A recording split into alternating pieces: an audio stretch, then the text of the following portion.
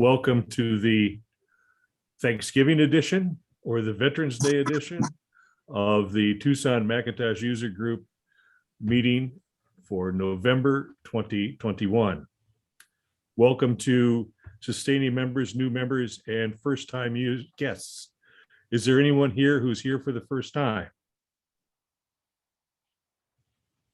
G.R. Gifford, I don't recognize your name. Are you here for the first time? Evidently, he's being very closed mouth about it. He's unmuted now. G.R. Gifford, are you with us?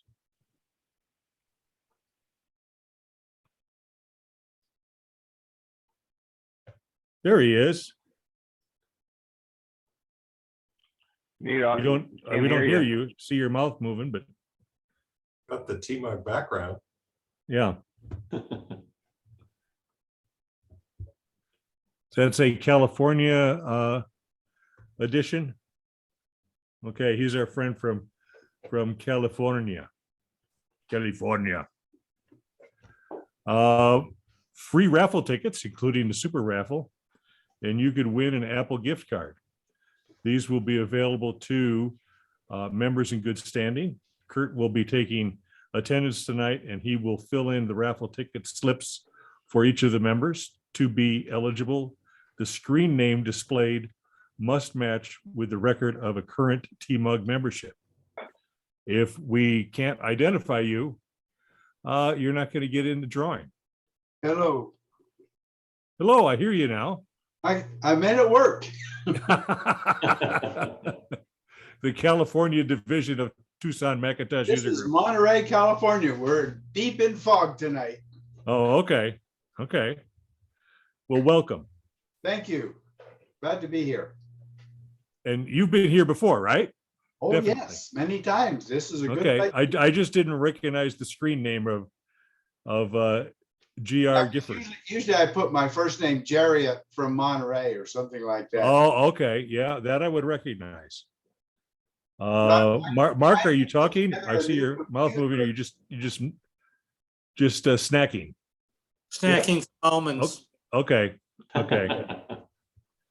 Our next meeting will be on Tuesday, December 21st, 2021, right here at this virtual location.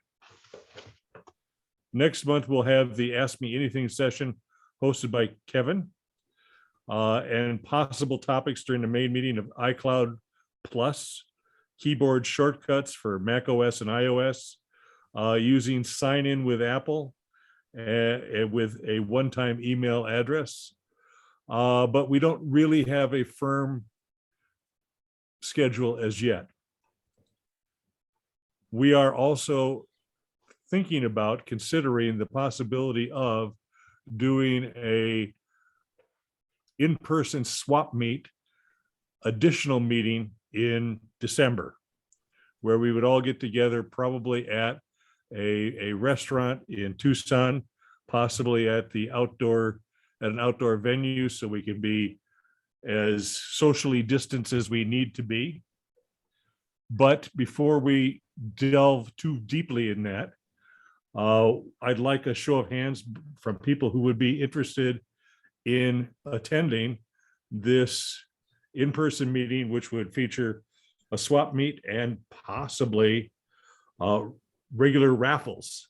I think Ridge has got raffle prizes backed up that he needs to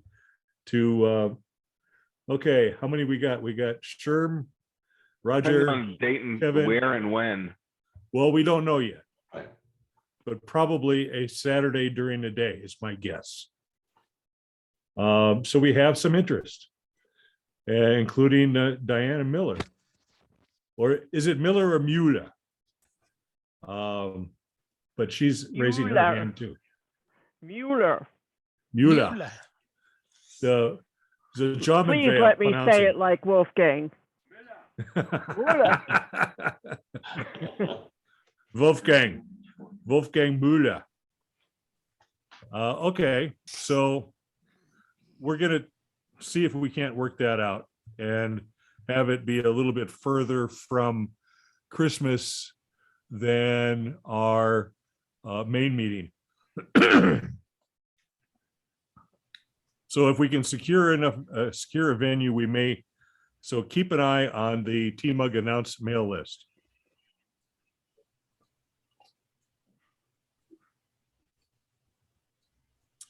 And see the chat window for a link to the new feedback form. I don't think Bob has put that in there yet, but I'm sure that he will. And we really would like you to fill out the feedback form because it really does help us in our planning. The new virtual raffle during our Zoom meetings, last month's winner was Sherm. Congratulations, Sherm. Sorry, we had some issues getting that to you, but I guess eventually it did show up in the right place.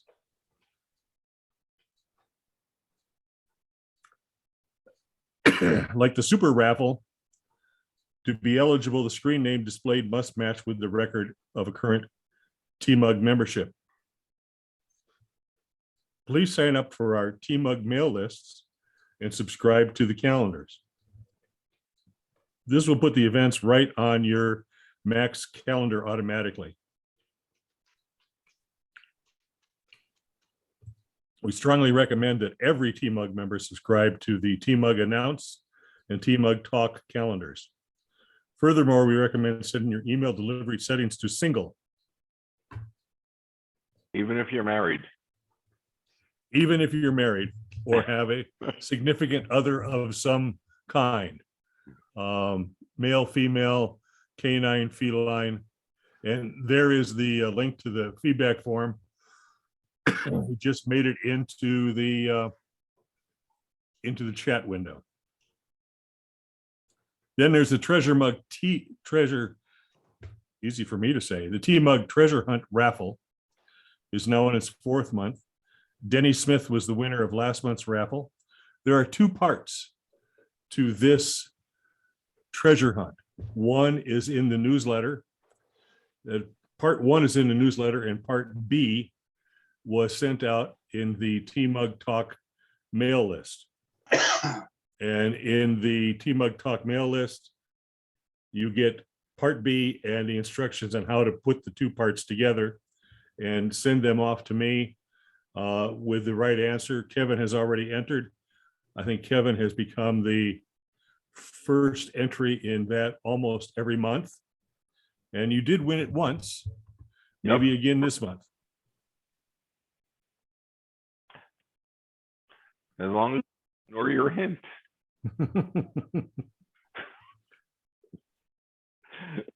And are there any announcements that I forgot? Any announcements that somebody wants to talk about? Ridge, what do you got for us? I probably will have a tech update and security notes next meeting. Say hallelujah.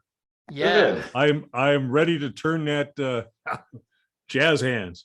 I'm ready to turn that back over to Ridge now that he has carpeting and windows in his house. And hopefully getting your computer room set up once again.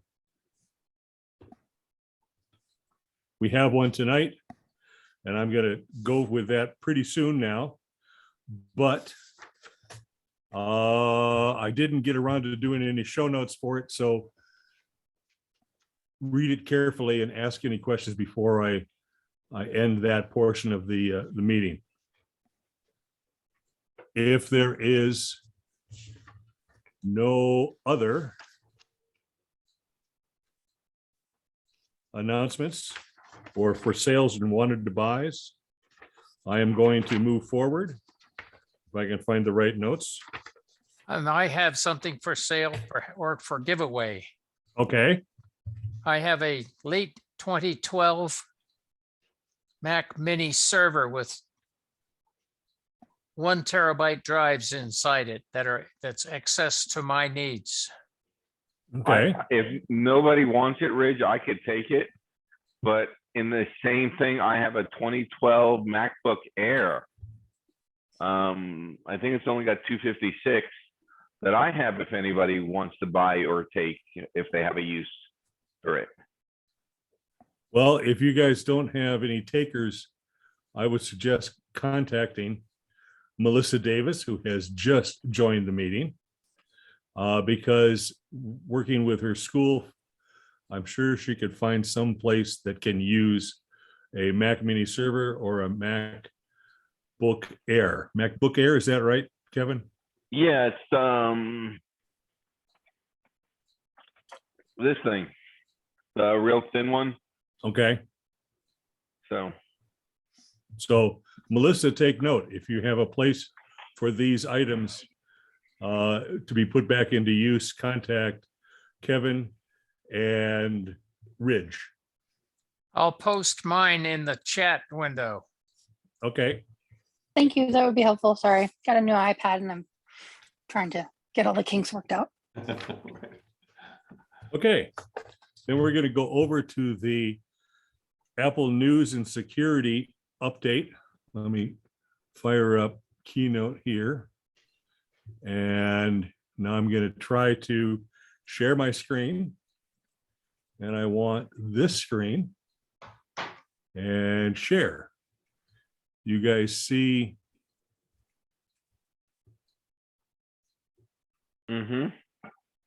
Okay. Here's the November 2021 software updates and security issues. And as I said last month, Tim is going to allow us to use the Steve Jobs Theater for future meetings because they ain't using it for anything. So All right. Let's do our swap meet there. yeah, let's do our swap meet there. Wouldn't that be fun? Oh my And of course, Tim will send the corporate jet to Tucson to pick us up and return us back to And Tucson I'll be there. after the meeting. And I'll be there. Okay. So now we're I gonna want start the out with Bob's Just software, drive. software updates. Now take a look at this list. If you have any of this software and you use it, go out and get the updates. Bob, it's not moving. It's not moving. It doesn't say software updates. No, Nope. Nope, it still says, it still has the opening slide. And it's showing us your whole Keynote app. It didn't look like play. You didn't hit play. Thought I did. Let's try it again. Yeah. Do you see it's just not- the, It's not working. I think you have to switch the screen because you have multiple screens. You might try play in a window. I think I am playing a window. Play. Okay, let me stop it and go And remember, whatever you do that fixes it, screenshot it. play slideshow in a window.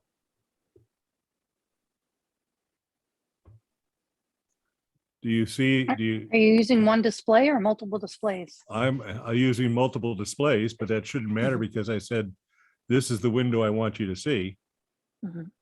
We're not seeing it though. Try going to the menu bar at the top and I can click see it. window. We can see all of your slides down the side of the screen, Bob. Oh, well, then I'm done. Okay, I'm We're seeing going, the presenter version. We're not seeing the actual. Can you slides that click want on, us to see? I'm going to stop sharing and I'm going to start sharing again. Mhm.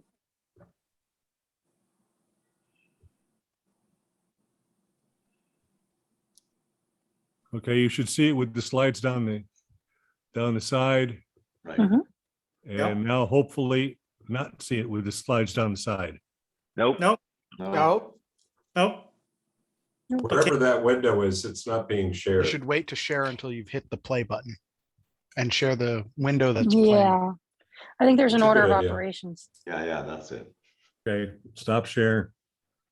I don't think I had Play to it do this first, then last share time. it. You did it last time. You figured it out. There I we don't go. think you did. There you go. Yay. It's Okay, showing the edit button though. okay. How about that? Did you see the TMUG logo come in? Yeah. We did. No, Okay, we're running now. Okay.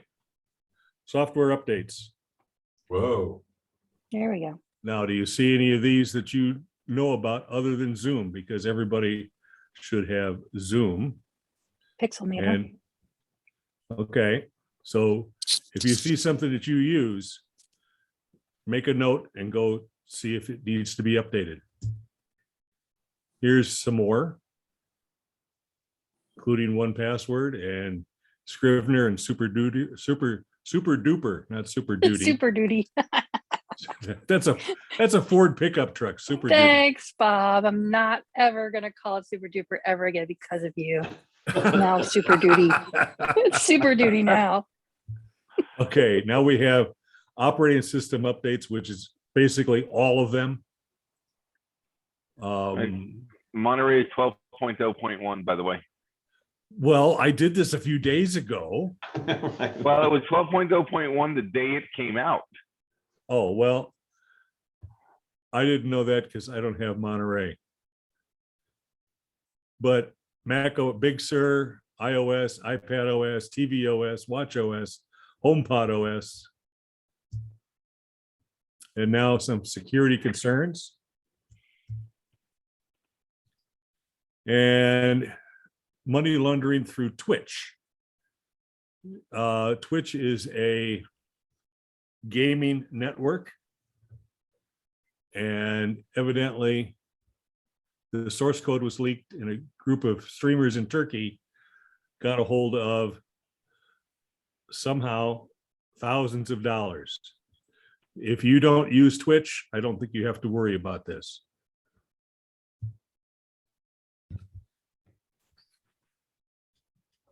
Apple released new versions of iOS 14 and iPadOS 14 to address security vulnerabilities. It has been said that the less Apple says about their security update, the more important they are.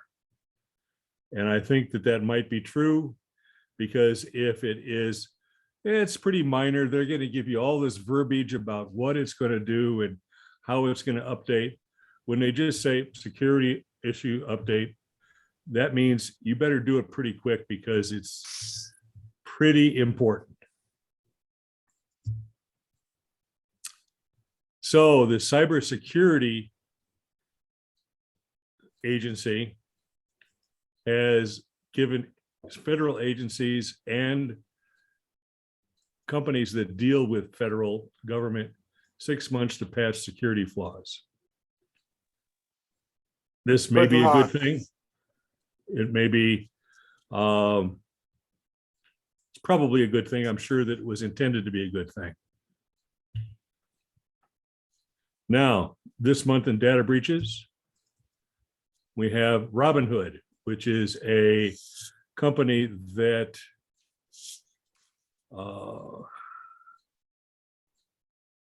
what are they? They're Stock trading. stock trading. I was thinking use stock trading or mortgages, and some unauthorized party talked their way into getting the password for the database. They don't think anything really, really bad was obtained. A list of email addresses of approximately only 5 million people. If you trade stocks with Robinhood, I suggest that you at the very least change your password. Here's another one. Thieves are stealing Apple ID credentials out of stolen iPhones, and basically it is, again, social engineering. Here's a copy of a message sent to somebody with a verification code that if you click this link and put in this authentication code, we can get your iPhone 12 back to you. Don't believe it.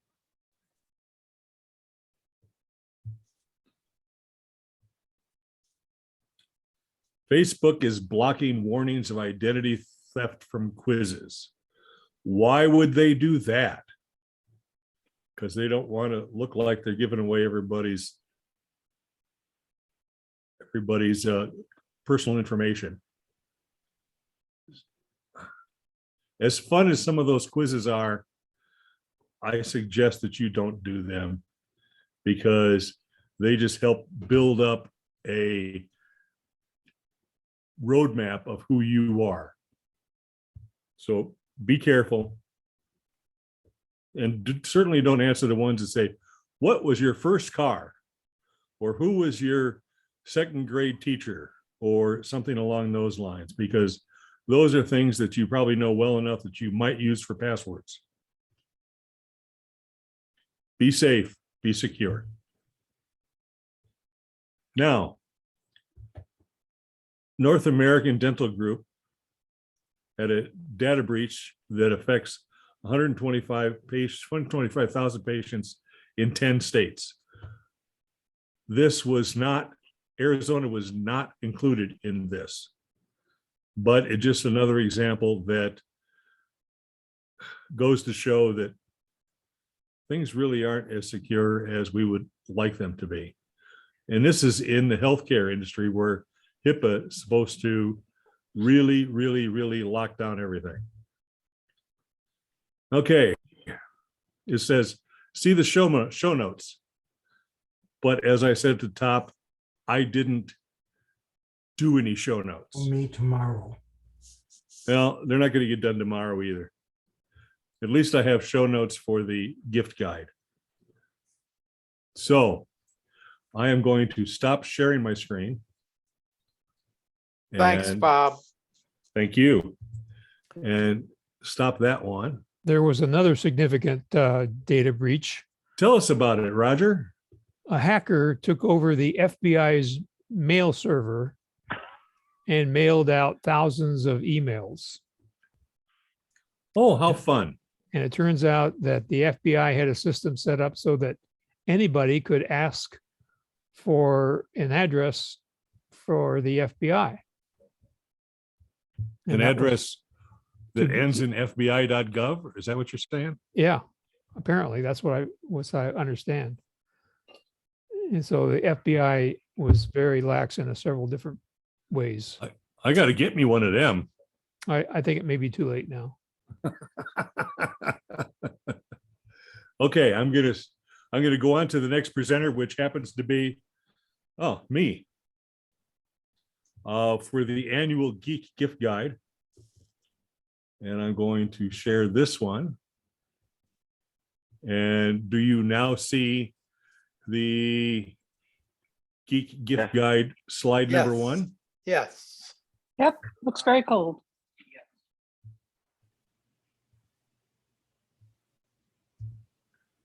And does it now say security?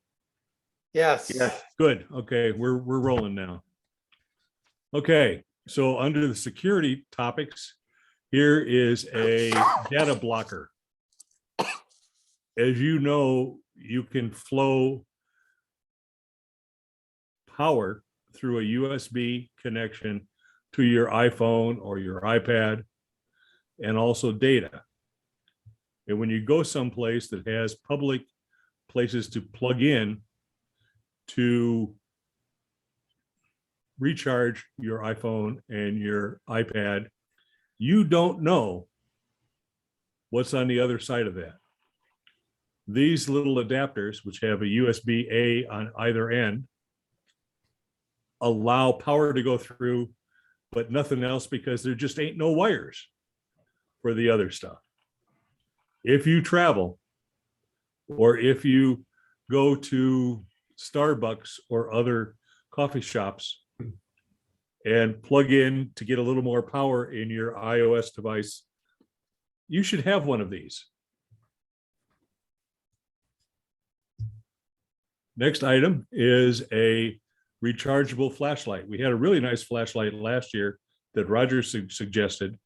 Here's one that is a little pricier, but it's a rechargeable battery flashlight with 3,000 lumens and really, really bright, and an average lifespan of 36 hours, 50,000 hours for $36. This item is available for $76 on Amazon. And you should find a link to it in the show notes. And here's the original self-defense siren.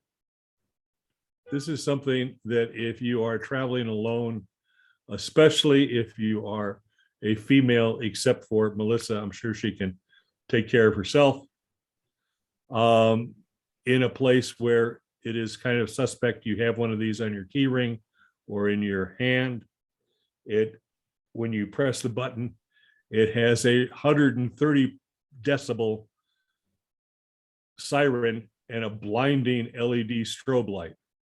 You're saying if I get one of these, I can like really run away from home? Yes, but since It's the only way I would be by myself. since the I circuses can't even go to the aren't, bathroom by myself. since the circuses aren't really running anymore, you probably won't be able to join the circus after you've run away from home. Oh, darn. Yeah. That's Yeah, why we there have was a TMUG. carnival at TMUG Park Place a replaces the couple weeks carnival. ago. Kelly Gamont was the one who suggested this. I'm not positive this is the exact one she suggested, but it's the one I found on Amazon. And for $18, it might be worth the peace of mind. Now let's move on to travel.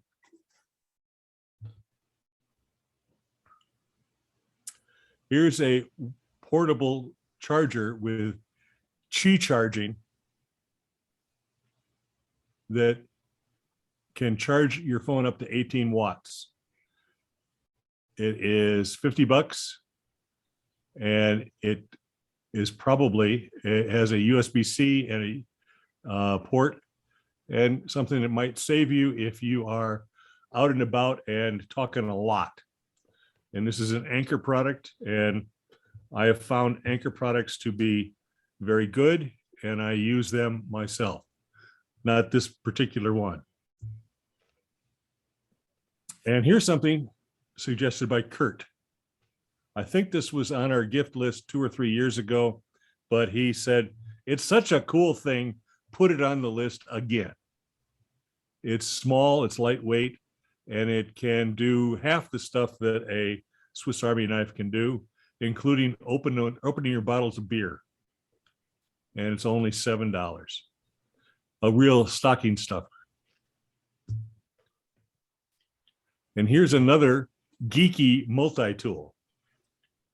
And it has all kinds of things that it can do: slotted screwdrivers, Phillips screwdrivers, wrenches, and measure stuff, bottle opener again as well. Plus, I think this thing has a pipe built into it. Yeah, there it is, pipe for, in case you need a little tobacco fix when you're out and about, you can use this as a pipe. Tobacco and airports. Here is Mylio. Mylio is kind of an alternate photo manager to either iPhoto, or Lightroom.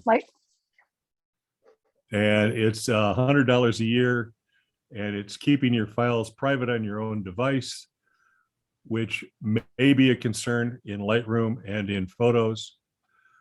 And it's supposed to be very good.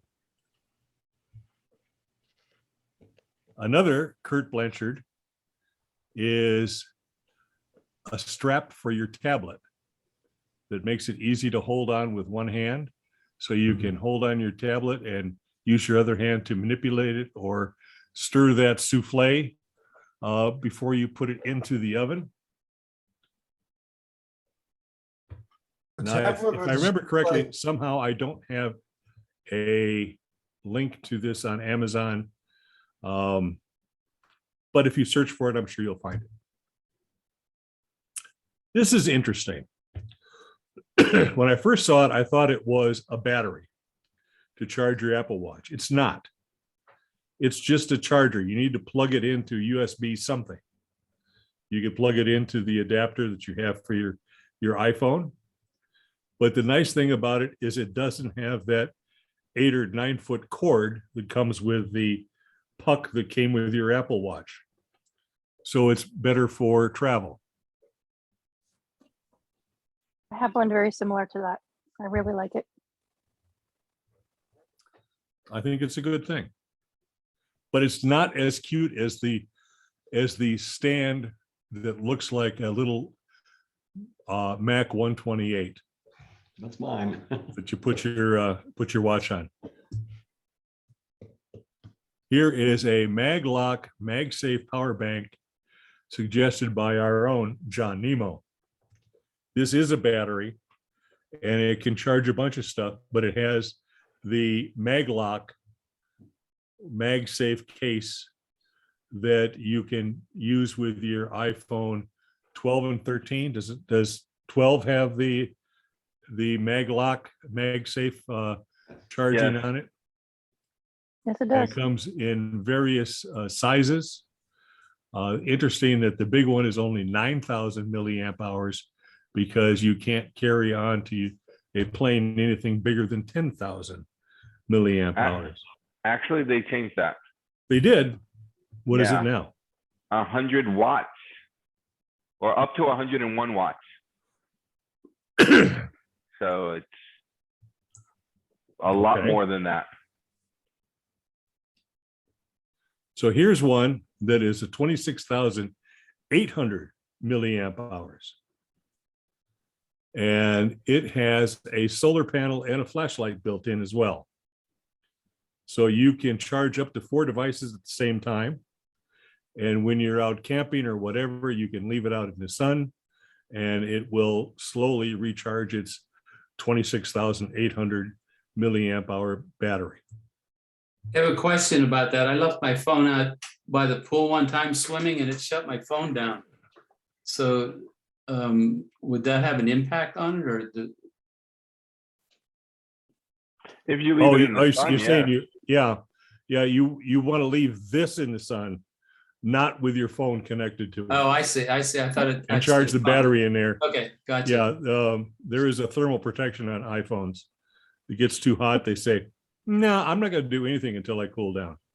It's a very meta gift because you're using the same exact power that kills our batteries here in Arizona to Yep. charge that battery to charge the weak batteries from the sun in Arizona.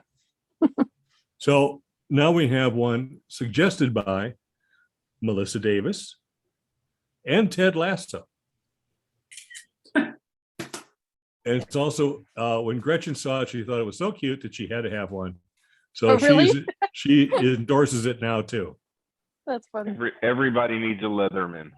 Yeah. Yeah, and this one's pretty darn small, but it has a lot of tools.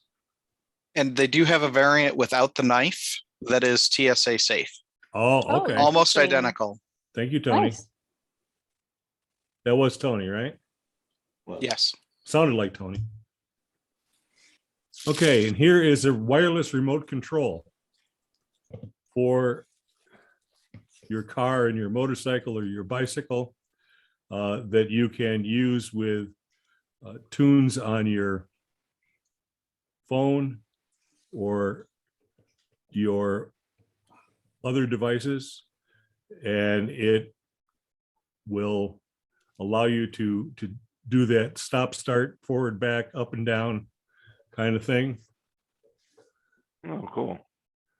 But that ring is not a ring for your finger. That's a ring for a steering wheel or a handlebar. You'd have to be Arnold to have fingers big enough to use that as a ring. Here is a protection case for your AirTags. It will keep them dry and safe, even when your golden lab jumps into the lake to retrieve that duck that you just shot. So Looks like it's, at $35, it costs more than an AirTag. looks But like it's made by Michelin. it does look like it's made by Michelin. They should have a little Michelin Man graphic on there. but I'm sure that the lawyers wouldn't like that. So it can waterproof to 330 feet versus the AirTag of 3.3 feet. Oh, you'll never lose your boat. No, there it is at the bottom of the lake. I know where it is. This was suggested by the Mac Geek Gab. Now, personal connectivity. Another Kurt Blanchard. Thank you, Kurt. A 3-in-1 USB cable with USB-C, Lightning, and micro USB. So if you have a mix of products in your home, you can use this to charge any of them one at a time. And I now $5 at Target. And Kurt has one he's showing to us right now. What happens if you plug multiple things in? Does it heat up and melt down? I don't think so, I don't Chris. think you can. I don't think you could plug them in, but only one of them is going to be connected to the other end Right. of the USB cable. Only one is available at a time. Right. That's pretty handy, though. It is.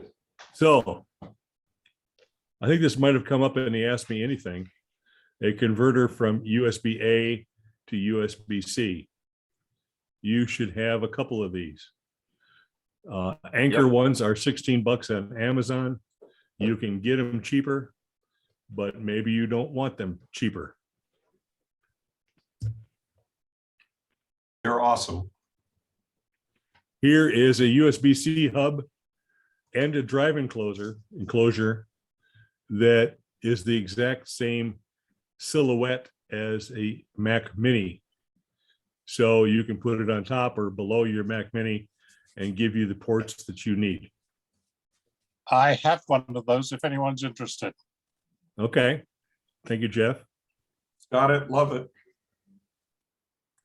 This was kind of my vision of the start of a Mac Mini Pro, where it would be stackable things on top of the Mac Mini or below the Mac Mini that would have different uses and different capabilities. But Tim just isn't listening to me these days.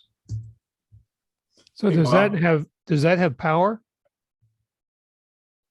There is a USB-C cable in the back, and it will take up one of your two USB-C cables on the back of the Mac Mini.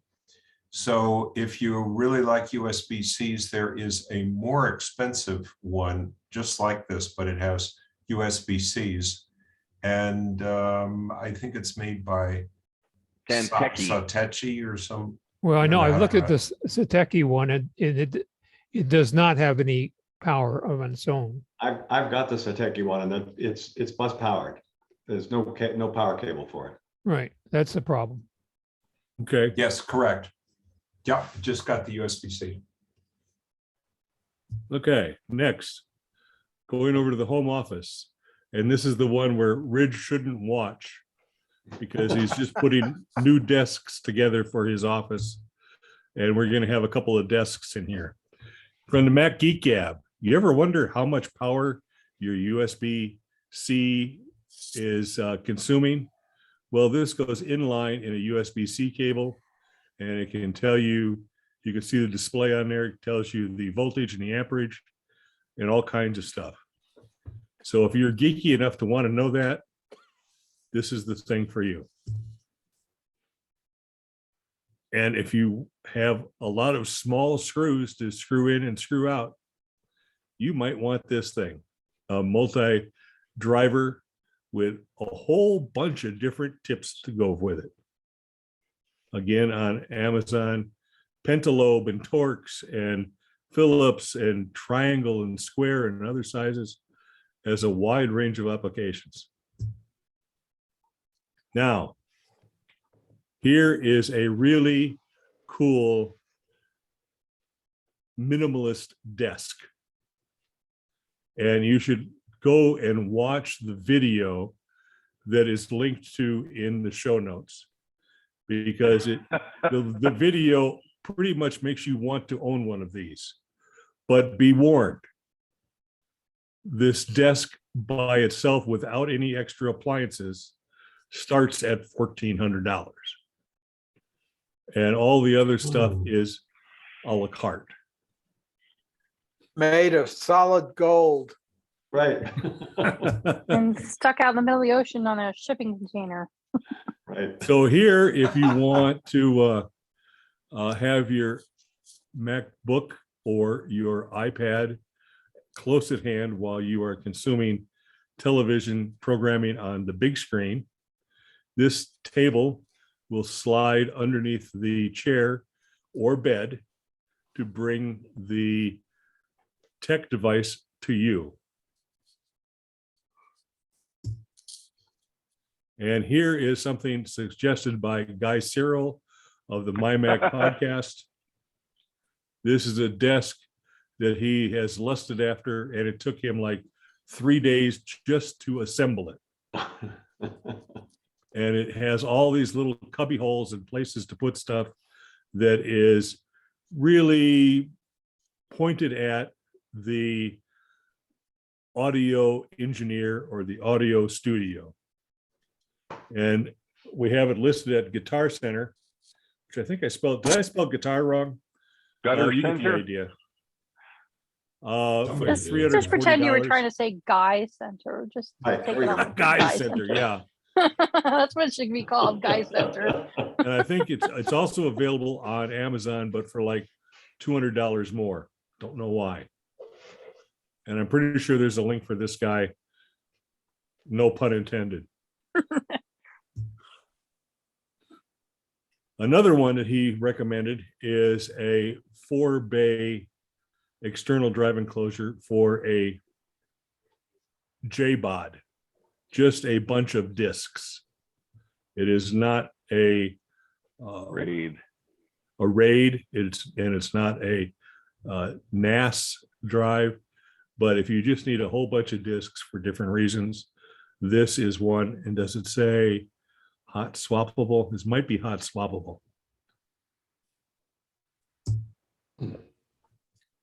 Here is another desk that I found.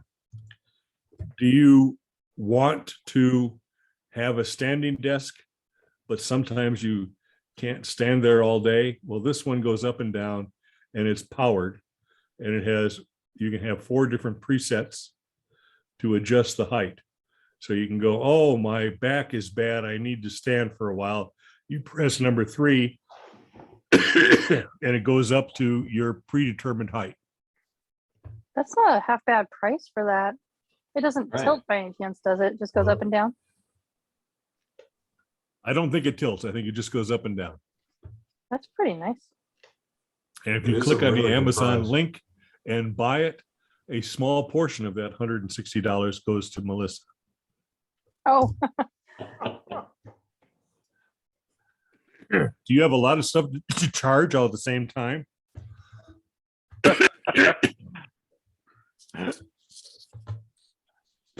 If you do, you might need one of these. Damn, look at that. You can 58 watt totals. You can charge up to 7 devices at the same time. If I've only got one photograph here, but if you look at it in the Amazon ad, it gives you all different sides of it, and you can charge a whole bunch of stuff at the same time. Now, this is pretty interesting. This is a wireless charger from IKEA. But what you do is you screw it to the bottom of a tabletop. And then you set your Qi chargeable device on top of the table, and it charges. And you don't have to look at it. So it charges right through the tabletop. you don't have to pronounce it either. I know, right? I can pronounce it. IKEA. Peter. And this was suggested by Susan, and Susan's here with us. Thank you, Susan. And here's a keyboard endorsed by Andy Yanako.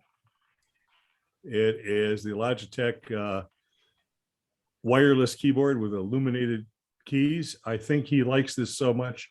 He bought a couple extra ones to put on the shelf for when he wears them out.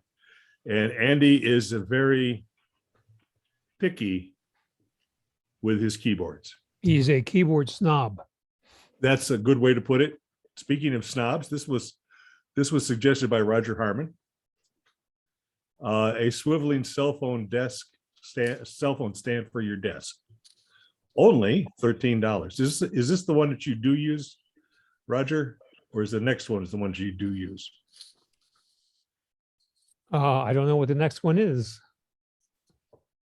Yes, that is the one I use. Okay.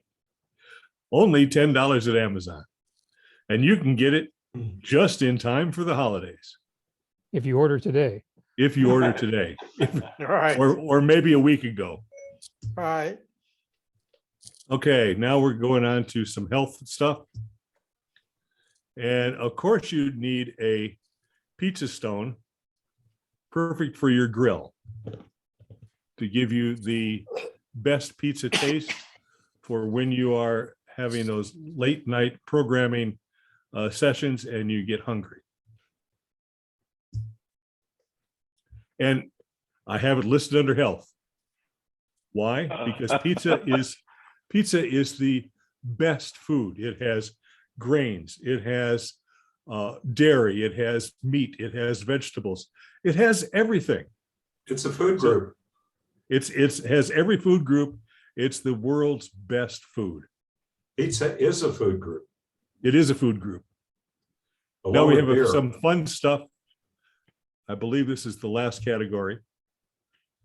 This thing was advertised on Amazon, and I think they have a decent video of it. As you turn it around, it shows you all these different colors, CMYK or CMY, and it might be worth the $22 just for the fun aspect of it. Now here is a really interesting clock. Oh, If that's you're cool. a clock person, you might want this even at $100. You just cost Kevin money. I got another one of those using tubes somewhere. Yeah, this is kind of faux tube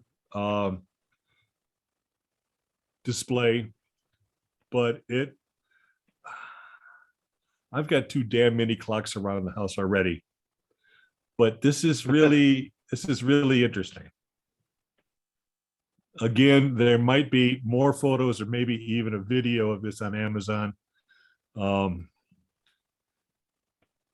First, take your credit card and put it in a different room before you go watch those videos. And now you gotta take your phone and put it in a different room because Apple Pay's on there. Yeah, and your watch too. Okay, another Melissa Davis choice is a case for your Amazon or your Apple TV remote. I have the old version, but I'm glad to see the new version of this. That's cool. I love Well, my cases. I have one of these as well for the old version of the remote, but I bought it before they had them in glowing. Mhm. I bought a red one, figuring it'd be easier to find than it was a black one. But for $11, I think it's a good thing. Plus, it not helps you to know only which that, ends up on the old one. You're not going to drop it as easy, and you can index it more easily in your hand. So I think that that's something that if you have an Apple TV with the remote, you probably want something like this for it. Thank you, Melissa. Now, from Renee Ritchie, from the land of the frozen tundra in Canada, we have AirPod beanies. These are, remember the iPod socks? Well, these are for your AirPod cases. And you get a set of 4, and I think it's $20 for the set of 4. I don't know why I don't have any explanation on there. Can't trust me. Oh, I guess I do. A knit case for all AirPods. $20 for the set of 4. At least I remembered that. Is Please. it Memorex or is it live? It's Yeah, Bob. well, you never know. Please have a happy, safe, and healthy holidays. And now Thank you, I'm going Bob. to Thanks, stop Bob. sharing my screen. And we still have some time left. It's, well, we have a half hour or more. We didn't spend enough money. And we didn't spend Bob, enough money. could I add a few things? Sure. As long as it's not my credit card. Well, I put a link to a different power bank that I bought a couple of months ago that's also MagSafe. And it's really good. It has USB-C input and output, 20-watt MagSafe, and a regular USB-A on it. It's there. Another really cool item for your iPhone enthusiast, if you use the camera, is something called a pocket tripod. I just sent a link there.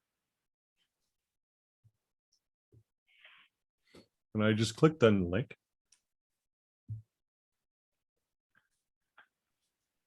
And it says watch now, or pocket tripod for your smartphone. It's really cool. I saw one of those a couple of weeks ago. And if you buy 5 of them, you get 2 of them for free. And then for the people that like gadgets is this little guy, which I'm getting. Okay, I just clicked on that as well. And a futuristic pen, looks like it's straight out of Foundation on Apple Or Star TV Trek. Plus. And it's held to get up by magnets, floats and spins. The video is really cool on there. But then And you it's have good to like write with your hand. price. Okay. I And just Melissa added says she's something. loving this thing. So I know what you might be thinking, pop sockets are for teenagers, but I'm here to tell you pop sockets are for people like me who have a really old car and don't have Apple CarPlay. I use a pop socket on my little iPhone 12 mini, and it makes it so that I can do everything one-handed. And I got one of these mounts, and I was very skeptical about it, so I haven't shared it until now. But I have been testing it, and even in the hot Arizona sun, that thing has stayed mounted on my dash, and it's been over 6 months now, and it hasn't gone anywhere. And I'm really, really happy with it. Melissa, can what put do it you in mean just you about- don't have a car with CarPlay? My car's 18 years old, Bob. I think we need to start a GoFundMe. Seriously. Well, Man. first I have to buy a house. And then if there's anything left, then maybe I'll get a car, but I don't know. Is I'm there nervous about getting a any new news about the house hunt that you can share with us, Melissa? I can, but I don't want to hear any congratulations until I have keys in my hand, but we are under contract and we're Cool. waiting for the Binzer to come back and hoping that they'll help with some of the repairs because it's a little bit of a fixer upper. Okay. So well, hopefully I'll have more news to share later on that. okay. Well, We good can luck. stop there. Yes, you can say good luck. Thank you. Good luck. Good luck. Okay, I'm going to turn it over to Roger, who's going to take over and for any general questions. Roger, take it away. Does anybody have any questions for Roger or the rest of us? Well, while you're formulating your questions, I thought I'd share a little something that was significant today. And that's a place on the internet where you can go when things stop working. Are you seeing that? Yes. It's a good So site. it's a site called downdetector.com. There's also an iOS app. So when something doesn't work, like today, for example, Google has severe problems. So if we type in Google, we should see some indication of that. So we'll click on Google. but it also affected a lot of other sites. So let's see. So when you first get to it, you can see right here, they had a little problem. And so if you just put your cursor at the top of the graph, it tells you that at 11:09, they had 1,155 reports. So down detector is crowdsourced. So that means that people like you and I have to log in and complain so that other people know that there's problems and it's not about them, it's about the provider. This also So works like really well Waze with for the Cox internet. and Comcast. Yeah, it seems like they always have spikes every time I check it. yeah, I use it for Comcast and Cox all the time. There's So It's like another one- Waze for the internet. Yeah, there's another one called Thousand Eyes that actually shows what's down on a map. So you can see Oh, that's if handy. Comcast is down, you can see what area of the country it's down in. oh, you mean like this? Ah, cool. Yeah, So it like gives that. you a heat map. So you can see, can you see the yellow here? Yeah. It's not very bright, but you can see all major cities were having a problem. And that's probably just because those are the people that complained. Everybody was having a problem, apparently, but these are the people that were more vocal. So that's a real good tool to have on your. It's usually the first place I go when somebody asks me, if they're having connectivity issues. I usually go there first. Right. And then I kind of drill down and I'll log into Comcast and check their map and see if they admit to having a problem. And do they? Yeah, this last time they did. Oh, so here's a little problem. You log into you search for Comcast Yeah, you have to use and you don't Xfinity, get right? anything. So you have to search for Xfinity. Mhm. Now, do we all know what Xfinity is? Well, it's what took over Comcast. It was a ploy by Comcast because they were the worst company, not cable company, but any kind of company as far as customer support. So they created this Xfinity name to throw people off. But you Facebook's can- doing that. Yeah, that sounds like them. So you can see that Comcast wasn't doing too well today either, and still isn't. So let's see. So you go down here. So these are the comments. So some people give their location, some people don't. This one says Mountain Time, so we know they're somewhere close. But here's somebody in Georgia 2 hours ago, and somebody 4 hours ago. Doesn't look. Oh, Independence, Missouri. Yeah, you gotta take those Chicago. comments with a grain of salt. Yeah. And so, and then over here on the right, these are the tweets from Xfinity's Twitter Melissa? account. Oh, looks like Yeah, I was gonna say that's Melissa. probably me complaining from the other day. Yeah. They want you to get they wanted to get this fixed for Melissa. So, so you can go to Twitter if you have a Twitter account. It might be worth it just to have a Twitter account because a lot of these companies now, you get faster service You by do. going to They'll- Twitter they'll than you direct message do you. their own chat. Mhm. And I Yeah. find, especially with Xfinity, that the chat is the way to go because when you try to call them, you get rerouted and sometimes you can't understand what the person's saying and it's a bad connection. But when you go through the chat service, it might take longer because you're talking with a robot, but I think the wait is worth it because then you have that chat transcript and you can save that and you save it, you basically get everything in writing. If they told you that they were going to give you a credit on your bill and then they don't, you can say, oh, but here, you said that you would do that and you have it in writing. Yeah, that's a And very always good ask point. for a credit. If you have, lost service for any amount of time, always ask for a credit. So here's Cox. So you can see they're having problems. And I'm wondering whether these problems for both Xfinity/Comcast and Cox were related to the Google outage. That people just didn't know where the problem was. So- Right, exactly. That's why I said you got to take those comments with a grain of salt because sometimes people just don't know better.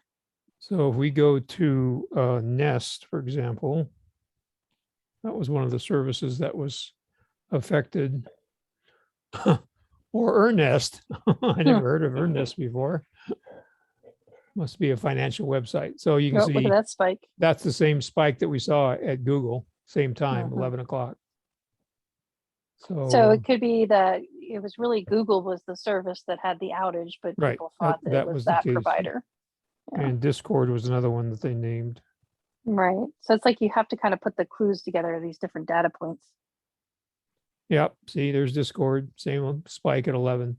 So to Google's credit, I guess we might assume, you know what they say about that, that Google fixed it pretty quick because the complaints just, Mhm. spiked and then there weren't that many. Really interesting way to look at it.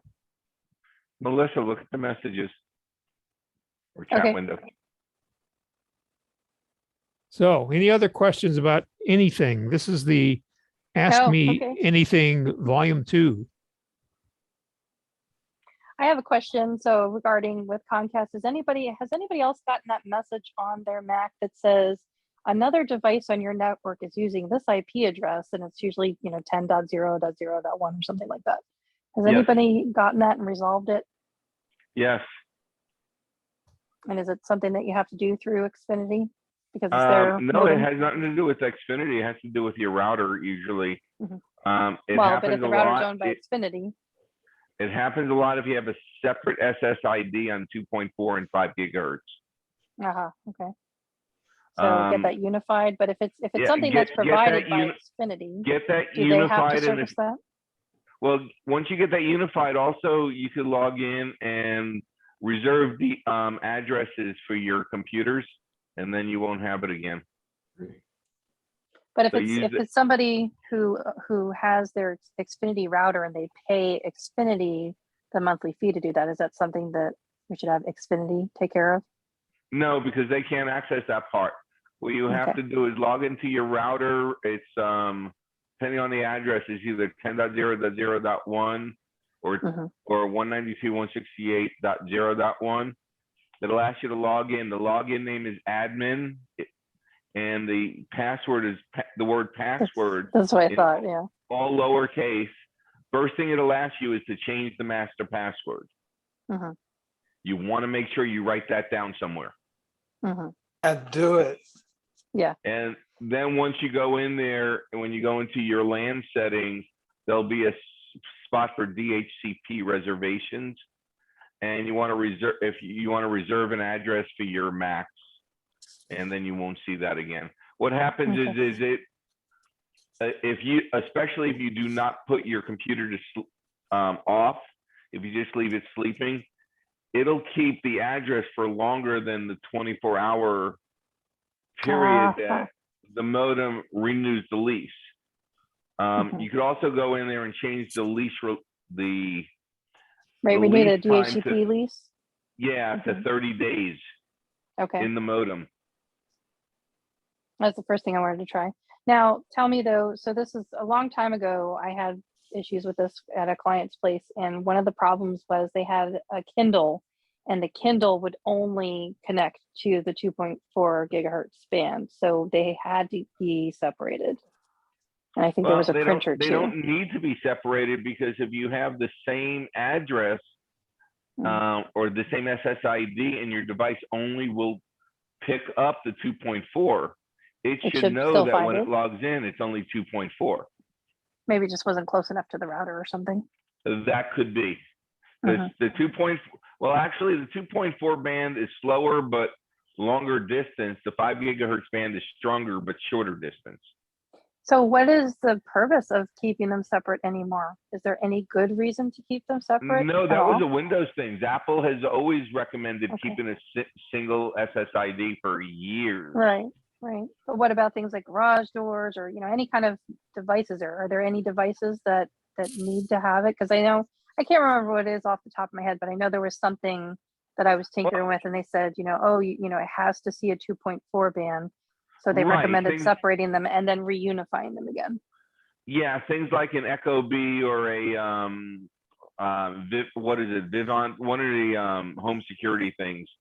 They will only work on the 2.4, but if you unify them and it picks up the signal, it should say, hey, we're on 2. I'm only able to communicate in 2.4. The modem should say, okay, well, this is the band you're using. As long as the name's the same and the password's the same. Right. Yeah, I know on Eero, when you try to set up a 2.4 device, Eero allows you to disable the 5 gigahertz for 15 minutes while you set up the 2.4, like I do it for Ring doorbells and things like that. Yeah, I think my Yeah. TP Link has that too. And be honest with you, Melissa, if you're using a Xfinity gateway, you're better off putting it in bridge mode and getting your own router. Yeah, this is for somebody else, not for me. I use Okay. if and when we get this house, it'll be another Cox, and I've had Cox in the past for the last 20 years, and we're using a TP Link Deco. So we're good Yeah, with that. It's just that I'm- everybody else that I deal with has Xfinity. So I'm a big fan of the Synology routers. They're really amazing. and Yeah, we've great heard that. range. We've heard that before, Melissa. I'm asking for a friend.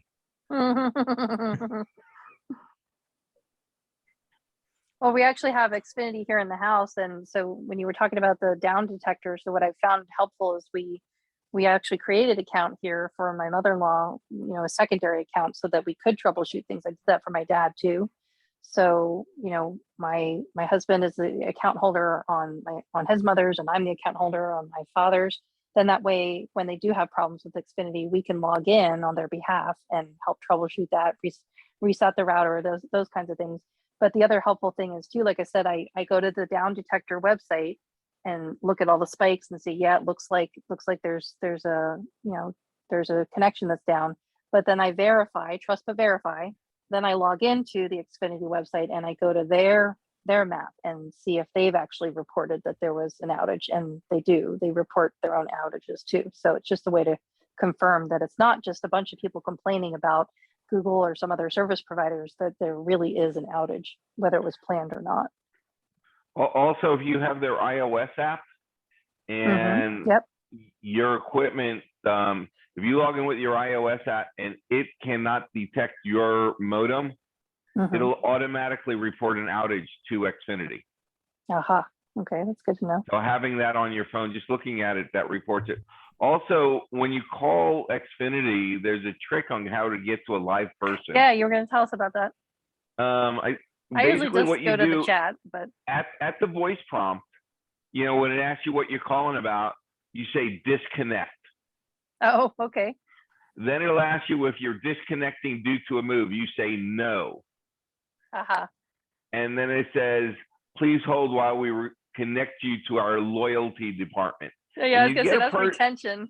Retention. And you get a person that speaks English. And then if you have to go further than that person, they will transfer you to somebody else while they're on the line. So you don't have to wait 20 minutes. That is a good trick. That is a good trick. I like it. I have a question about,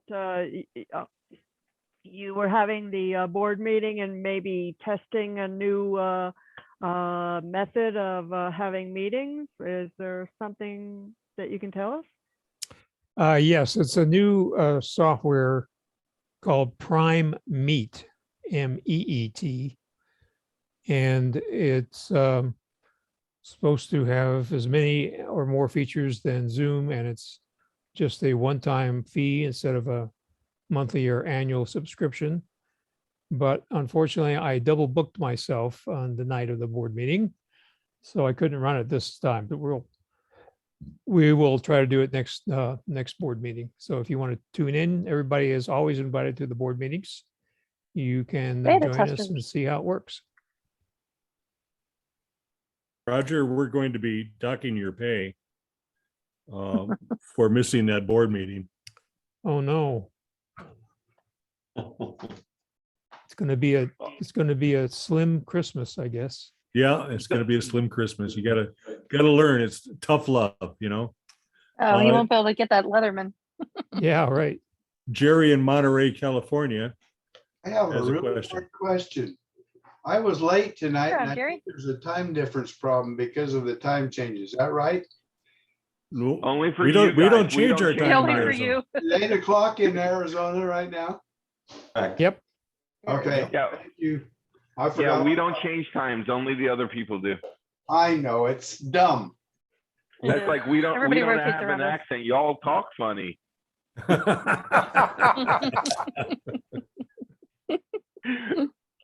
I have a little thing to add to the security conversation.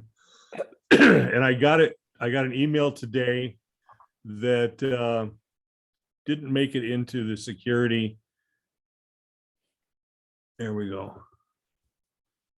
Do you see it now? There's a goodie, Amazon. Shipping, Supposedly coming from Amazon. Mhm. Your order has shipped. And you look it over and you go, I didn't order a $300 coffee pot to be delivered to Indiana. Hey, can we make this a game? Can we play find the mistakes? Well, we could. But then I saw that it's coming from somebody named Shipped, not somebody named Ooh, Amazon. Joshua Ross, huh? Yeah. Hello, customer. Yeah. Hello, customer. Yeah, there's one. Also, there looks like there's 2 spaces between hello and Yep, there's 2 customer. spaces. There's not a space after the your orders in between the pipe there. Yeah, visit your orders on Amazon.com, and that ain't Amazon.com. Right. Reach and us out at for you'd any be surprised how assistance. many Reach old us out people at. fall for that. Hey, Oh, I'm not hey, surprised at all. It's hey, there's some gray going on here, you know, Kevin. And, Yes, and Dawn. even, Back. even on your end, there's some gray going on. Not some, This is really terrible. I have 2, not one, but 2 clients that get taken by this, and one of them was somebody that was younger than me. And it's not about how old you are; it's about how distracted you are at the time when you are reading your emails. It's about how frazzled you are, and they take advantage of that. One thing that I've done, Melissa, for both me and for other people that have seen many of these, I use Apple's mail, and I set a rule: anything coming from Amazon.com goes to a separate mailbox. So anything at Amazon.com that's in my main mailbox, I know is junk. Exactly. Yeah, I like to build filters too. Filters are awesome. Yeah, there was a lady that got hacked really badly. Like, she fell for a hook, line, and sinker, and it wasn't even an email; it was over the phone. And she ended up going down to the bank, and yeah, it was bad. They had to send out somebody to do a welfare check. Yeah, it happened. They did not want to get that knock on the door. That happened to Sue's daughter a couple of years ago. They called her and told her that she was having a problem with this. Your credit card didn't go through. And they gave her the credit card number, and she said, well, do you have another credit card? And she ended up giving them 5 different credit card numbers. Yep. And then they said they didn't go through. Do you have a checking account that we could? And then at that point, she hung up the phone. Yeah, But finally she had to something. change all of her credit cards and everything. That's been a really big issue with my peeps, is that they end up getting their credit card compromised so often throughout the year. And I mean, we bank with USAA, and I asked them, I said, isn't there anything you can do to protect yourself? They said, no, it's not a matter of if, but when your credit card will become compromised. Your credit card will become compromised. And when that happens, not if, but when that happens, they send you a new credit card, and usually the last 4 digits change. Sometimes the expiration date changes, the 3 codes on the back changes. And then guess what? Anything that you have set up with autopay that is using your credit card, you have to go in, log in, and update the payment method. And so many people just don't understand that whole process. And it's not their But fault. that's only at certain banks. If you have a Citibank and you have It's Apple. It's Apple. It's Amazon uses your credit card as a payment method. It's Google uses your credit card as a payment method. There's a lot of services out there that still do not process payment with automatic clearinghouse and using a routing number and checking account. Because if that was the case, I would just have them use their checking account, because that doesn't expire and that doesn't change. But anything that is hooked up to a credit card. Right, and the problem that we've had in the past with one of my clients is we've gotten a new credit card and she uses Citibank, and if you have a automatic payment going to Citibank and you change the card, those automatic payments will go through. So like what happened on this one client, Oh, so somebody then the fraud signed doesn't up get for stopped? Adobe with her. Uh-oh. And we called Adobe, said, we don't have this. We gave them the card number. Yeah, because we didn't have the account that was signed on to, Adobe would not shut down that account. And it took us 6 months to get to the bank to stop accepting the Adobe auto pays every month. Oh my God. Oh, that's terrible. So, I mean, Yeah, it and was that's a that's lot half of the battle work right because there. It's a lot of work to get fraud processed because, you know, I know one time somebody signed up for what they thought was Mac cleaner, and they got taken by that, and, you know, had to liaison and talk to the bank and say, no, this is she did not sign up for this service, and at least not willingly anyway. But it depends on the bank. They will make you, you know, go do this song and dance. Well, did you contact the company? Well, no, I don't want to contact the company. I don't want to give them any more information to work off of. But they have a rule, they have a process. So you just have to kind of like try to go along with it and say, yes, we contacted the company. We couldn't get a hold of them. It was some fly by night type service and that sort of thing. But you have to show at least that you've made an effort to try to resolve the fraudulent charge. And that's, you know, depends on the bank. That was one bank that I had an experience with. But it's such a pain. I just wish there was more protection for seniors, and like something that protected people, like that there was some kind of law or something. I don't know that we're there just quite yet. But fraud is a big problem. they have those identity theft companies like Livestock and stuff like that, but they don't work for a lot of the stuff. There are some insurance companies that sell ID theft insurance that would, if your credit card gets stolen, you contact them, you give them all the information you have, and they will contact your credit card companies and that helps with that. For you. That helps with that, but it still doesn't solve the problem of, you know, okay, well, these 5 other subscription services that you have, you still need to go in and change your payment method on file. Right. So that's if you keep a list of them. Well, I keep everything. I keep a track of everything in one password. I teach people how to use a password manager. Right. Sometimes I make a tag that's just called subscriptions or bills, and then every time that happens, just click that tag. Okay, here's the list of everything we got to log in and go change and update that payment method. Yeah. It's a hassle, but it's part of being a digital citizen these days. It's just frustrating. Thank you for letting me vent, though. Good thing your camera isn't on, or we'd see the smoke coming out of your ears. Yes, you can smell it, can't you? It is incredibly frustrating. I got a couple reminders. First one is the feedback form, and Bob has put the link to it again in the chat. Please click on it and give us your feedback. The other one that I have for you is for the treasure hunt raffle. Again, this is a 2-part, 2 different clues. Part 1 comes in the newsletter, TMUG Today, and part B comes through the TMUG Talk mail list. And you put those 2 together and you come up with an answer, and you email that answer to me, and it will be added to the thousands of other correct answers. And one of you will be picked to receive a prize. So far, we only have Kevin. Don't let Kevin win Don't again. let Kevin win. And just one note, that make sure you apply the hint that he said. No. I put in a wrong number, and that makes the hint a red herring. So don't look at the hints. So far, we have a correct answer from Kevin. Don't let him win again. Join in the fun. Can we And we have what? We send got them in? 23 people here, and probably 20 of them are members. Go out and join the fun and get on the list, and maybe you'll win a prize.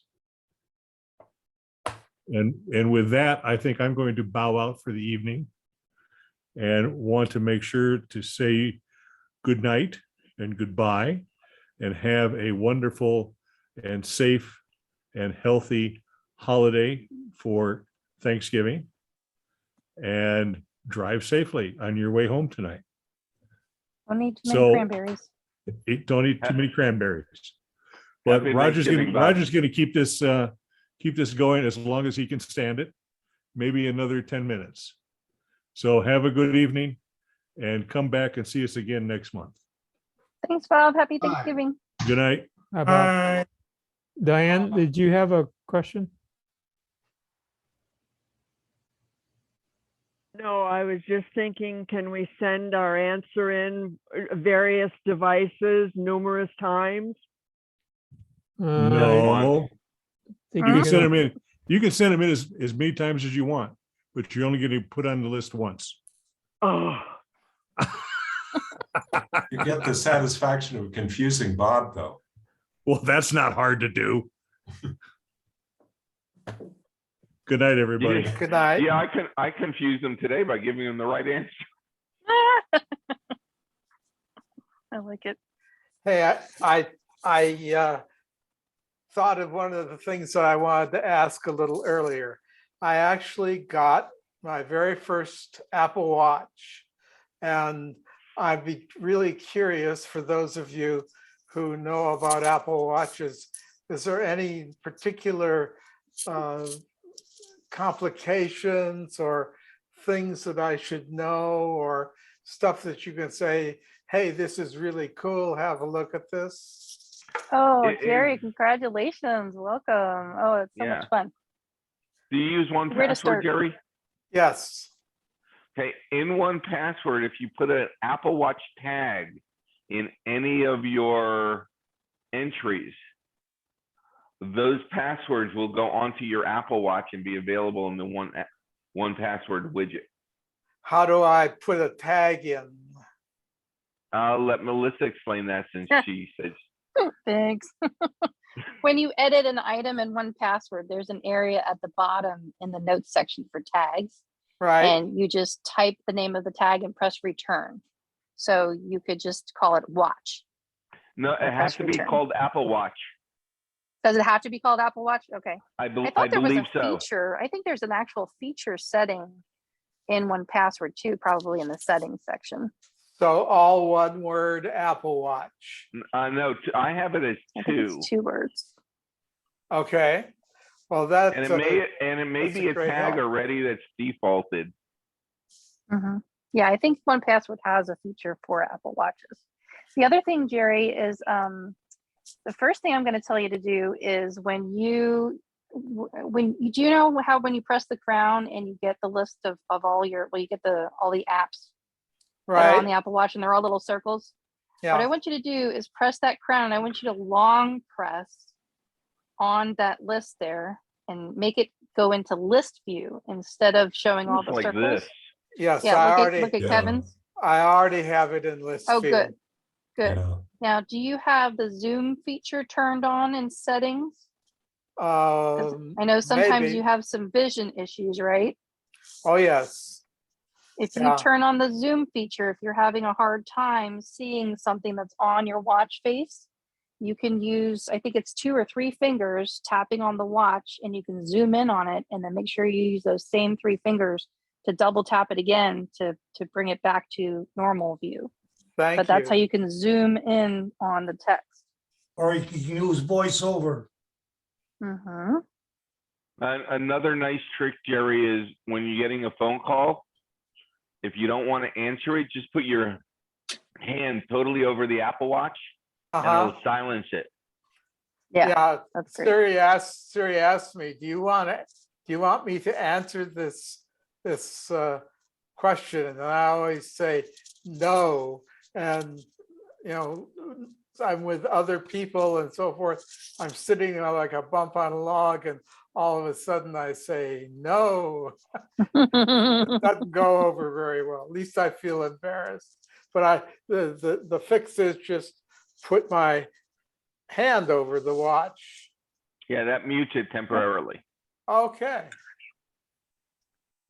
If you One of the- swipe up from the bottom, you can get into the watch's control center. And If Yeah. you go all the way to the bottom, you can tap edit and you can move those choices around so that you can get to them easier. Like there might be some features that you don't use as much, like maybe the schoolwork feature, for example, and you can put that down at the bottom and Yeah. prioritize which ones you want to see. Another thing is that I'm finding is that I really like configuring my Apple Watch using the Watch app on my iPhone as opposed to trying to do it on the watch. It's Oh, most definitely. Yeah. awfully Yeah. small. One of the complications I like, Jerry, is I put the clock complication on Eastern time. Because you know, so many things they refer to happening on Eastern time. So I have a quick glance there to see what that means in Aha. Okay. Arizona time. I've got my my watch set up to work with an app that I have on my iPhone and my iPad that reports air pollution figures. And I never just thought that I would get as much information, but it turns out all the information that I have been looking for on my iPad appears on my watch. And Isn't that great? yeah, And it's just at a glance too. It's just so nice to be able to just glance at it really quickly. I thought it was so silly when Apple Watches first came out. I thought, oh my, really? We need an accessory for our phone? Come on. Right. And now I'd feel naked without it. I would be really sad without an Apple Watch. It helps me to not have to carry my phone around forever. let me ask Also- a question. Let me ask a question. When I get a phone call or when I want to make a phone call, I understand that it's possible to handle the phone call somehow through the Apple Watch, but I'm not sure exactly how to do that yet. Yeah, You get I usually just answer it right on the watch. And if my phone isn't nearby, I just start talking. And then, I prefer to talk on the phone. So once I get the phone, I tap the line across the top and it just switches right over to the phone. But you can answer the phone calls on the watch. Yes. Okay. And the Okay. quality is very good. Yeah, People, it's surprisingly people good. can't tell you're talking to them on your Dick Tracy device. That's Yeah, what I call it too. I use the phone thing on my Apple Watch just to see if it's somebody I want to talk to. Then I grab my phone. Mhm. So I pair my But it- AirPods Pro to my watch and I listen to podcasts on it. And it's so liberating. yeah. Ah, Another thing, Jerry, is don't waste the money on Apple bands.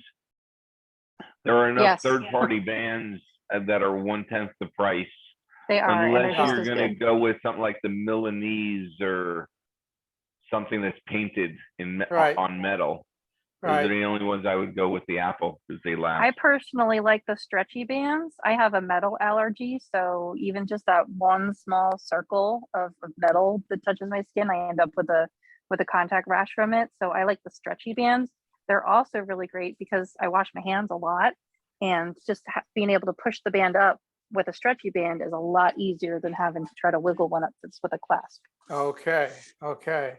I looked at some cheap bands on Amazon and read the reviews, and it looked to me like a lot of the reviews. Of course, I start on Amazon by reading the 1-star reviews, and for a lot of the bands that I saw, got good recommendations from independent sources, not on Amazon. They basically the 1-star reviews on Amazon says this is a cheap piece of plastic junk, and I could see that looking at the design of the band, that having that metal grip right at the very ends of the band is very important mechanically. The good thing about Amazon is if you don't like it, you can send it back. There are some cheap bands that I've gotten, but it didn't bother me enough because I didn't wear them long enough. I only got them, just for fashion's sake, and I'm not that much of a fashionista, to be honest with you. But you can tell the difference in some of the quality. But like I said, once I found the stretchy bands, I really haven't bothered much with the silicone bands. I really just prefer the stretchy bands. I don't have to deal with the metal. I use my watch a lot for managing time, like literally. I mean, as a timepiece, I use it for the timers. I use it for the stopwatch. I use it for reminders to take medications. And I've always got that. It kind of helps nag me if I need to take a certain medication and I'm not right there near the pill case at the time. I can tell it to remind me later. It's really helpful for those kinds of things. Yeah, I'm going to have to learn how to use that because I take an incredible number of pills. Yeah, I hear you. All you do is set an alarm and say, you tell the S lady to set an alarm every day to remind me to take this pill at such and such time, and it just every single day. I mean, I've been taking my meds. I take different meds, but I take them the same day, same time every single day. And if my watch doesn't go off, I actually forget to take them. And I've been taking them for 5 years. Yeah, I'm the same way. Yeah, me too. There's another thing that Kurt Blanchard mentioned, and that was that he says he uses his watch a lot for cooking, for timing and that sort of thing. And I haven't run into much there that's published, but I did discover that if I set a timer on my iPhone, I get notified when it fires off on my watch. And that's particularly helpful because I'll set something has to stew for 20 minutes or so. And by the time 20 minutes, heck, by the time 5 minutes has gone by, I've completely forgot about the fact that I've got an obligation coming up to stir the pot. It really is Anybody a else really, have really that good problem? compensation device. Yeah, and don't forget, Jerry, the thing with timers and all that and stopwatches and alerts, you got to learn how to use Siri. So you just hold the crown down for 2 seconds and say, start timer for 37 minutes or start timer for 6 minutes and 37 seconds. And boom, it's done. Okay, I have not been a big Siri user. But you're not using the "Hey S lady" command. You're just holding down the crown and telling it what you want it to do. Or lift to, or just raise it up. I have mine set that I just need to raise my wrist, and I just talk to it. I have that too, and it doesn't work half the time. Yeah, it is a little bit finicky. I just did it now, and it did it when I didn't want it to. How about gestures? Anybody getting the gestures to work? Oh, I wanted to try that. I haven't tried that yet. I've tried. I can't get them to work. You know, the timer always goes off when I'm doing something with my hands, like washing dishes. Right. You know, and you used to be able to push the button with your nose. With your nose. But that doesn't work anymore half the time. So I figured a pinch or a double pinch or a gesture would be just the thing, but I can't get them to work. The other thing that I've done too, and I don't know, raise your hand if you've done this, but I actually switched my watch so that the crown is facing me. I have it upside down. Yeah, me too. You know why? Because when I would if I were to do any exercises and bend my wrist in such a way, it kept pressing the crown and engaging Siri or taking a screenshot or something like that. So I actually flipped it upside down, and I like it much better that way. Yeah, and your thumb hits the crown that way also, which is nice. It's easier. Yeah, I think so. So I'm not the only freak here then? Is that what you're telling me? No, I haven't done it, but I like that idea. I might do that. I switched over. See if you like it. I switched over to that within 2 days. Oh, yeah? Okay. I'm a left-hander, and I have learned how to mouse right-handed all these years, but I don't have fine scale unless I use this index finger. You know, I can't push a button with my right hand on something as small as a watch to save my soul. So I figured I better switch over so that the watch is on my right wrist so that I can use my left finger, which is very well trained after nearly 80 years of That makes training. sense. That makes sense. Has anybody experienced having to use SOS when you're out? I just had, this is happening now more and more. Some of my clients are getting Apple Watches because their family members have gotten them for them because they've slipped and fell. And so then they say, well, get an Apple Watch, mom.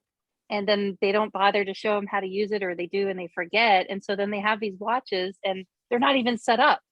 So the first thing you got to do is go in there and set up your medical ID, set up your emergency contacts, make sure that it's actually fed properly so that when the time comes, you'll actually know how to use it. Do you know how to use the SOS feature, Gary? Yes, I set up a good piece of the health app, but you Good. brought up an interesting point, because yesterday I was out riding the bus from my old folks' home here to get to Trader Joe's. And I have a problem with my inner ear where I lose a sense of where I am. And Disorientation. if I just hold on, if I don't have to hold on to anything, I just have to touch it, just to get a sense of where I am in space. Well, I was standing in the bus and I wasn't touching anything and went over on my back. Now, Over tea kettle, huh? I'm used to doing that sort of, so I know. Did it set off your watch? It did not. Well, Oh. that's kind of interesting. You have it set up for fall detection? Because I was at a house tour once and I climbed into a bathtub and it set it off. Yeah, I have a friend who got an Apple Watch for her dad, and he's one of these older guys. He's starting to get Alzheimer's, so every time he gets mad, he goes boom on the desk, and his Apple Watch every day would start calling. Dad, you got ticked off again, did you? Yeah, these devices are really great, right? But they're of no use to you if you don't know how to operate them and you don't know what features they have. And this is what I'm running into with my clients. They get them, they put them on, and they wear them as an accessory, but then they don't even have the features enabled. So that's the first thing you got to do is check that out. Apple designs everything for kids these days, and they assume that the kids are going to learn it when older people like us use them. Exactly. They don't teach us. It's like computers don't have manuals anymore. That's why I really like the. They do, but they're on the computer. Yeah, I like the tidbits people because I can go to Take Control Books. Now it's spun off to Joe Kissel. But one of the first things I did when the Apple Watch got delivered was to pick up Joe Kissel's book about, well, actually, it's Josh Center's book about the Apple Watch and how it works and how to use it and that so forth. He just came out with an update just a couple on, I think this Friday or last Friday. Oh, I'll have to get it. I'll have to get it. Now, do you have the cellular watch or just the watch that connects to your phone and the Wi-Fi? Just the Wi-Fi. Okay, with GPS.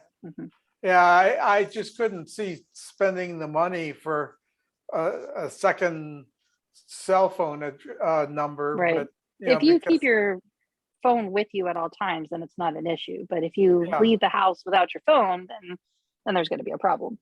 Yeah. Yeah. Version 2 of the Apple Watch book came out on November 5th. Great. I'll have to make sure I've got it. So if you just bought version 1, my guess is they'll upgrade you for free to version 2. Oh, they do. They do. They basically any minor.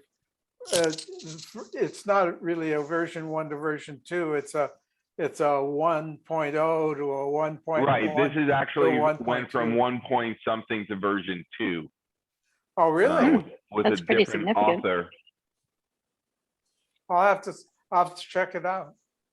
Now, Jerry, have you practiced engaging the SOS feature?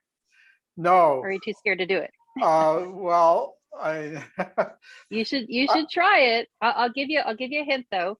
Go ahead and try it and watch it count down. Don't be afraid, and just let go when it gets to number 3. It'll sound the alarm. It'll sound really scary. Okay. And then just let go when it gets to 3. I wasn't aware that it gave me a little remorse time. time. Try it. Go ahead and try it. Okay, I will. You should try it now. You should know what it looks like and what it sounds like so that you're not afraid to use it if you have to. I don't have a clue on how to invoke it. So the side button, so it's not the crown, but the side button, Yes. press that in and hold it in and don't let go. Do you hear mine? Yeah, mine is going. SOS. And let go when it gets to 3. Well, I get power off, medical ID. You gotta keep holding it in and it'll start to count down. Oh, okay. Now, if it doesn't do that, that means there it goes. I hear it. Okay, yes. Now let go. Go ahead and I let go. did. I did. Okay, that's interesting. But when the time comes, Jerry, don't I'm- let go. I'm trained. I got it. Don't let Thank go. you. Okay. Thank you, Melissa. You're There ought to welcome. be a number that people, new users could call Apple and they walk through and make sure all the safety stuff is turned on. I wish they would. I wish they They- would, because it I does think break that- my heart that people get these and then don't know how to use them. I think That's they what the do Genius that. Bar used to do. I think they do that. I got 2 emails from Apple that said, hey, we want to be here for you. Give us a call. We'll walk you through it. I said, yeah, a bunch of sales stuff. And I didn't do it, but I probably should have. Yeah, I would take them up on it. Get your money's worth. Oh, I did with my iPad, and the guy I talked to was at the Jersey Shore, and he was a musician, and he knew Springsteen, and he knew Pat Metheny, Nice. and Oh, my we- goodness. we didn't say a word about the iPad, but we had a great time talking, and that was really cool. So yeah, you got 9 to take times them out up of on 10, this stuff. they're really helpful. Yeah. Yeah. Okay, guys, you've been So really did you learn a few helpful. things? Oh, yes, very much so. I'm so happy you got one. I hope you have fun with it. Me too. It's the very first one I've ever had, and I'm such a late adopter. I figure, well, it'll always be getting better and better and better. But Hook up your Bluetooth headphones to it and you can listen to stuff off of it. oh yeah, I've got AirPods. Trouble Mhm. is they don't work very well with my old iMac. So Mm. well, You could also, Arm with the watch. one nice thing, Jerry, is you could store certain music and podcasts on your Apple Watch. And So- audiobooks. yeah, and you yeah. could listen to it without taking your phone with you. Yeah, that's what I like. It's so liberating. Yeah, I have a bunch of songs on my iPad from iTunes, but of course I'm stuck way back on Mojave, and I need to. I just waiting for Apple Silicon iMac to come out, and then I'll finally get all this stuff more or less modernized. Well, everything that is concerned with the Apple Watch goes through the Apple Watch app on your iPhone. So the music and all the content that you would want on your Apple Watch needs to be on your iPhone and then sync to it through that app. So if you Okay. want audiobooks or podcasts or music, Right. you can tell the Apple Watch app which of those that you want to store on there. Yeah, I suspect that it used to be the case that I decided to manage them all through my iMac and, using iTunes, but iTunes is kind of weird and flaky anymore. And I can't do some things that I used to be able to do. So Well, you have iMazing, right? I have iMazing, yes. Mhm.